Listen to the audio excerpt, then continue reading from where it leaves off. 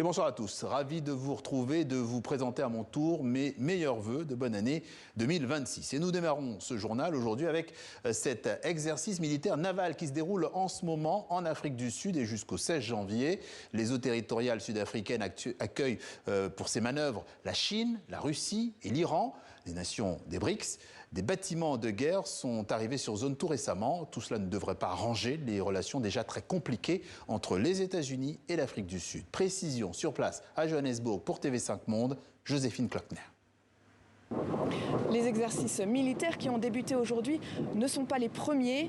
Déjà en 2019 puis en 2023, les marines russes et chinoises étaient venues manœuvrer au large de l'Afrique du Sud.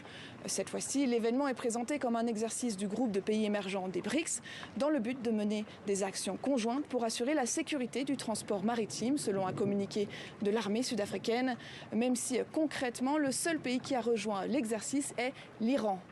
Russie, Chine, Iran, donc un cocktail qui risque fort de déplaire à Donald Trump, déjà très remonté contre l'Afrique du Sud et contre les BRICS qu'il a accusé par le passé de conduire des politiques anti-américaines.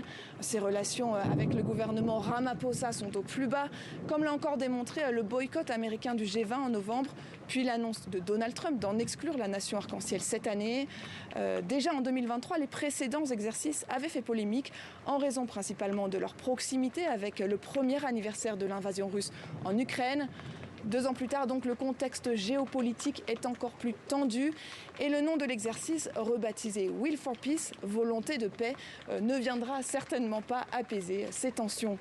Donc les observateurs sud-africains s'inquiètent des conséquences d'un tel exercice qui n'a pas beaucoup d'intérêt stratégique pour l'Afrique du Sud, dont la flotte est en mauvais état et qui risque de remettre le pays en ligne de mire d'un Donald Trump de plus en plus agressif sur le plan international.